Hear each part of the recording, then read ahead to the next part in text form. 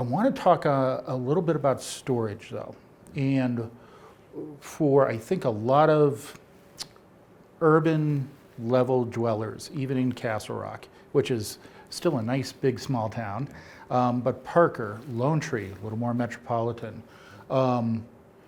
What's the big deal about storage? Why can't, if storage is the issue, well, why don't we just build more storage? Can you, I know some of the answers that make that a challenge, but I'd like to hear from you. What are those challenges we see just to increase that storage? Sure. So the main problem with storage is, and you can think of it in two different ways. One is storage that's on the river. We call that on-channel storage, where you're damming a river and you're backing water up over the stream bed. The other is called off-channel storage. So Aurora Reservoir is an example of an off-channel reservoir. Reuter Hess is an example of an off-channel reservoir. And Frank Yeager's, worked his tail off for decades to get that, and to figure out where the money was coming from to get that done was a minor miracle. But he almost single-handedly made that reservoir happen, and just amazing. So the permitting, when we have to, water projects have to go through a federal permitting process, and it's much, much harder if that reservoir is on channel. It's almost impossible now to build a reservoir on any kind of major stream. It's got to be off channel in some type of natural depression where the stream flow is intermittent. We call that ephemeral streams. I love that word.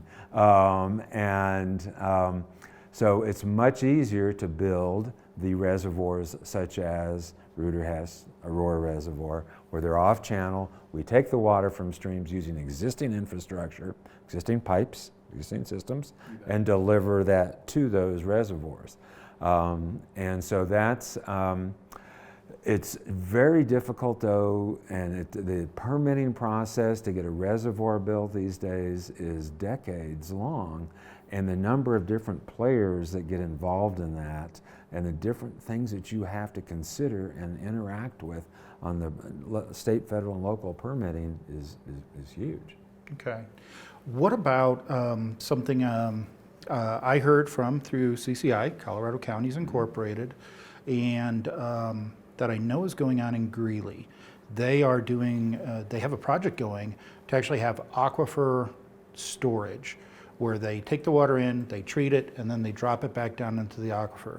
We actually, in Castle Rock and Dominion Water District, have a well. They're trying to do the same thing up in our Founders neighborhood.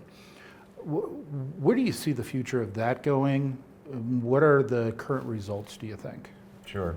So in the Denver Basin, and there's different kinds of aquifers, and those that have a little bit of knowledge on water and aquifers know that there's kind of these deeper aquifers, and there are ones that are just kind of alluvial, they're kind of next to the stream.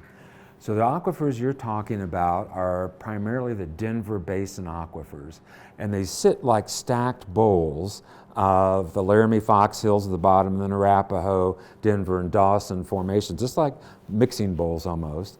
And if you ever want to drive through an aquifer, as you go up I-70 right there as you're leaving the city and going starting up that hill, there's some little trails right there around Morrison where you can interact with your aquifer if you want to. Wow, but that's where the aquifers recharge. So they're naturally, they're these bowls, and they naturally come and tip up. And where they tip up, that's where the precipitation that falls goes into those aquifers and has for millions of years. Yeah. So it takes a long time to recharge those aquifers, so we think of that as a non-renewable resource. And so, especially in the South Metro area, who initially relied very heavily on that supply, which is about their only choice they could. As we looked at how South Metro area developed and what Castle Rock was and Franktown, there just weren't many sources. There weren't any options, especially for a little community that's a couple hundred people. What are you going to do? Build? You don't have the money. You have the resources. You got to use what you can access. So these reservoirs sitting like stacked bowls and are under pressure because they're recharged over here, and that puts these, when you're at the bottom part of the basin, that you are in Castle Rock, you're at the lowest point, and if you want to be anywhere, that's where you want to be. And as you're drilling any wells down into that resource, you typically now manage that for 100-year life is what we typically think of it as, but they recharge more slowly.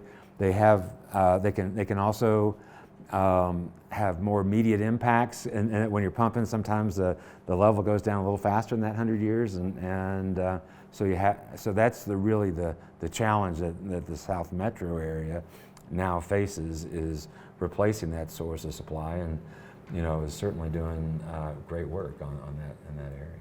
Well, I know in Castle Rock we really try. I actually got into elected office because, as upset as I was about my HOA, I was really more upset about my water bill, and how I watched it double over the 20 years I lived in Castle Rock.